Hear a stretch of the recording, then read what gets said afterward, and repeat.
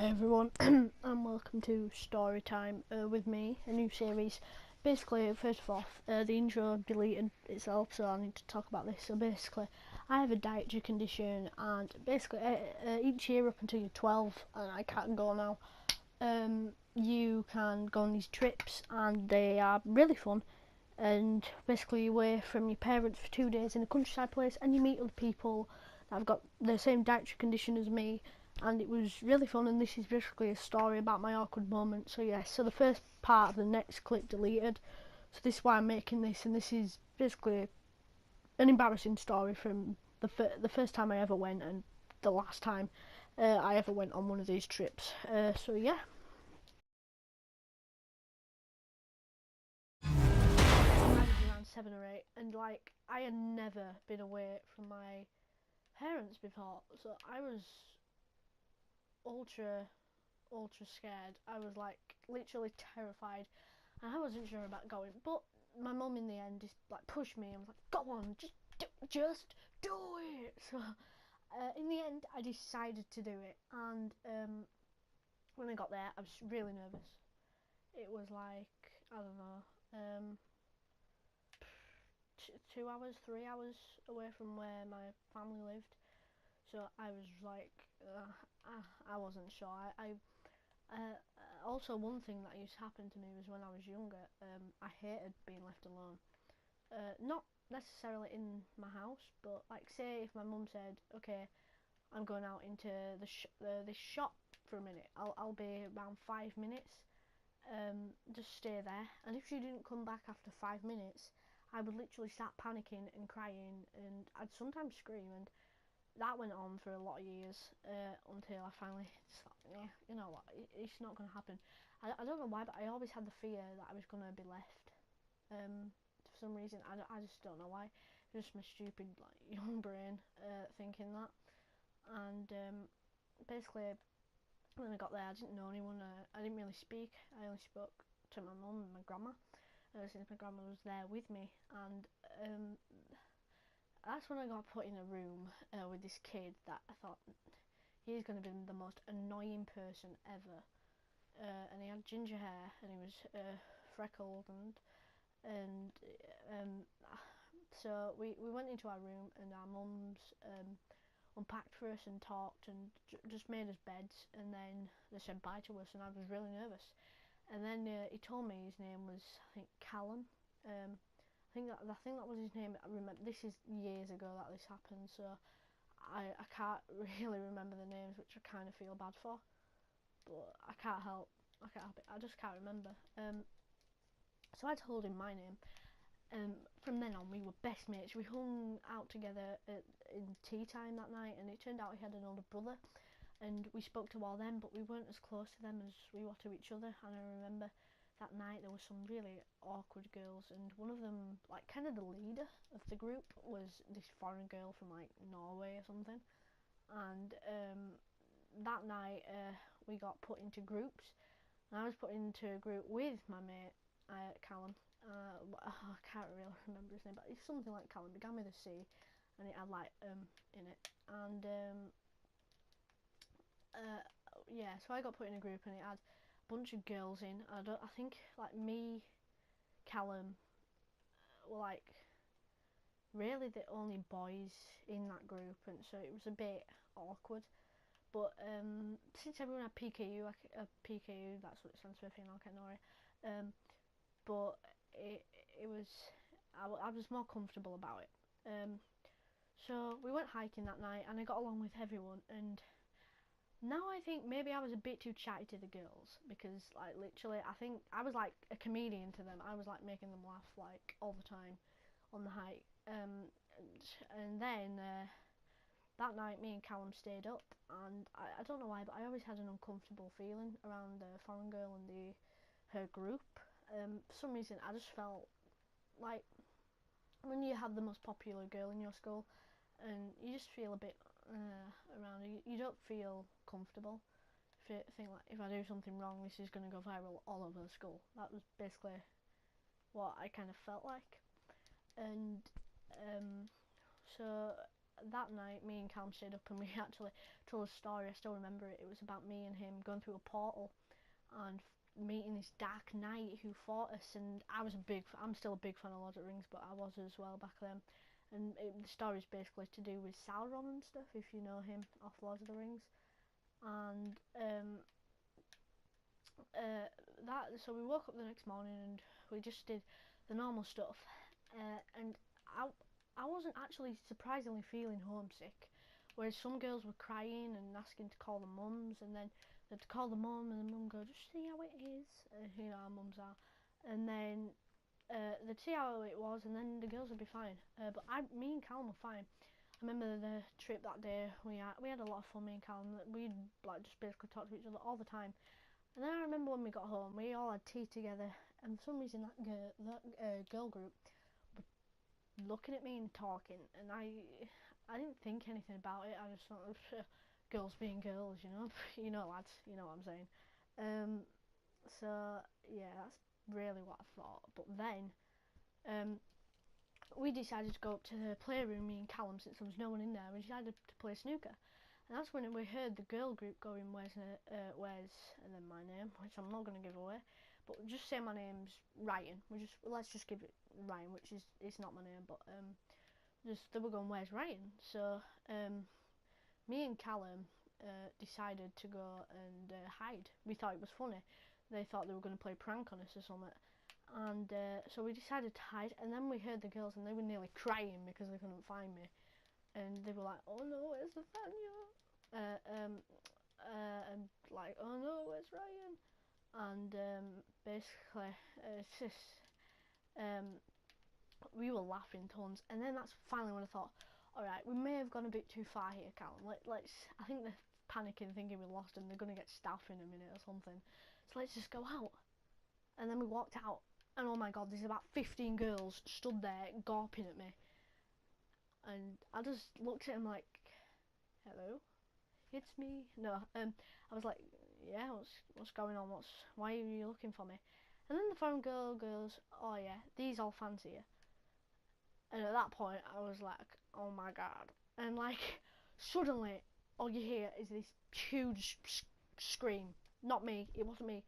Those like 14 girls, except from the foreign girl, were screaming. I mean, literally screaming like as if they saw Justin Bieber or something. And at that point, me and Callum took off, and they are like literally chasing us through this hotel, screaming after us like we're some sort of Kanye West or something. And I was panicking. I don't even know why I panicked, but I just didn't like it. I wasn't used to that kind of attention. Like back then, I wasn't. I never had a girlfriend at all. I don't really talk about things now like to do with that. But I was really embarrassed about it, and I was running, and I knew they were going to catch up to us. There were 14 against 2. There was no way we could make it. So I thought, Callum, right, to the room. And it was just at that point that we were actually passing our room, and I ran into our room, and me and Callum just closed the door as they reached it, and oh my god, the strength we used to hold them back. Me and Callum both had our hands on the door, and we were pushing it closed, and the girls were trying to push it open to get in. And then they managed to get the door open, and a girl managed to get a glimpse of my room, and that's when she started to scream when she saw my stuff on the floor, like my clothes and stuff. So she tried to stick around through, and we managed to close it. And me being my young self, I began to cry. It's stupid now. I would have took it and walked out and just gone, hey ladies. No, I wouldn't. I wasn't joking. But I wouldn't have cried if it happened now. I'd just be open about it. I'd just walk out and go, everyone, calm down here, okay? Right. Okay. Let's just talk about this. But no, I started crying, and I sat on the floor, crying, and said to Callum, can you tell them to go because I'm crying? So they're all screaming still, and then Callum just shouts through the door. So let's say my name's Ryan. Ryan's crying, could you go now? And then you hear the screaming stop, and you hear them all groaning and walk off. So at this point I'm really upset, and it took me about 15 minutes before I actually finally got enough courage to walk out of the room. And then that's when some of the girls that weren't involved, but I thought they were like, Ryan, what's wrong? Why are you so upset? And because I thought they were part of it, I was going, I think, while I was like still like, sniffing after you cry, when you go like kind of like that. And so then we walked past the other girls who were really silent, but they were talking about me and stuff, I could tell. And then I got down to where the staff were, and I told the staff what had happened, because it had really upset me, and it kind of ruined my experience at the place. And then after that, they staff went and talked to him, and they said, okay, we won't do what. And then that night, I wasn't the same. I told Callum I wanted to go home. I don't know why. I wanna go home. Sorry, it's a song. And he said, oh, but we're friends. Please don't leave. Don't leave me this way. Alright. And I was going, yeah, but Callum, it's just completely ruined it. That what they just did, it really upset me, Callum. So he's like, I know, but don't go. And I went, I might never come to this place again. And he went, yeah, but I'll never see you again. And that made me sad. And I'm actually sad because I've never seen Callum since. So who knows where he is now. And I said, yeah, but I don't know, I'll think about it. So that night I just sat, and actually we had like a view of the woods, and I just sat and looked at the woods like all day. And after that, once that was done, we heard that apparently they were gonna come into our rooms that night and put soap in us. Yeah, they were gonna make us eat soap, because apparently it was wrong for me to tell them to leave. So I was really scared about that, and I kept like watch until like 3 o'clock in the morning, because we had to get up at like 7, so I was so tired. And that day, I was told by one of Callum's brother's mates, apparently on the coach to where we were going, they had been writing poems about me, which was creepy. I found it really creepy, and the whole time they were just looking at me and laughing, and it was cringy. It was cringeworthy, trust me. And it was at that point that I kind of thought, you know what? It's the last day. I'm gonna have some fun. I'm fed up of it. Okay, so I just had fun, and I forgot about it. And then that's when I was we had to do wall climbing, and I was too scared, because you may know from the last video I am petrified of heights, so I wouldn't do it. And then the foreign girl went over to me, and she sat down, and we started talking, and I have to say, it was one of the most awkward conversations of my life.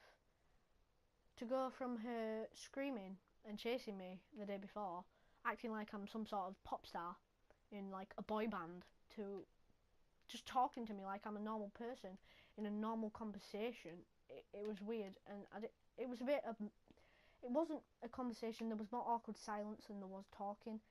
And by the end of it, I was just thankful it was over. And when we got back from the wall climbing, that was it. I was kind of sad. The trip was over, and I said bye to Callum, and I didn't even say bye to any of the girls. I didn't like them. It completely put me off the place, and it still makes me mad now, to be honest, because I would have gone back and saw Callum, but it just put me off. It upset me in a way. I don't know how, but it did. It's a bit of an embarrassing story, to say the least. And I left, and that's when my dad started playing like this country music, but it sounded proper sad. And it was making me sad, because I was thinking about Callum. Like, I wasn't going to probably see him again, and he was like, for those 2 days, he was like my best friend, and he was a cool guy. Let me just tell you, a couple of years younger than me, but he was a cool guy. I probably won't forget him. It was a lot of fun, and now that I look back, I don't really see the point in not going back, because after all, I only got chased. It wasn't stalking or anything. I just got chased, but I was really kind of innocent in a way, and I used to cry at school if I got told to like turn around and look at the teacher. I'd cry because I thought that was getting really told off, because I never did anything wrong. So for that to happen to me, get chased, it really it kind of destroyed me in a way. And now I wish it hadn't fazed me and I had gone back, but I'm too old to go back now. Once you pass 12, they won't let you go. So I'm basically I'll probably never see Callum again, and I do miss him. But it was one of the most awkward experiences, and at the same time fun. Now that I think back to it, experiences I have ever had. How does an 8-year-old kid go from being normal, talking to normal people, to going to like Justin Bieber being chased by fangirls? It is nuts. But I hope you enjoyed that story. That is like my most awkward moment ever. And yeah.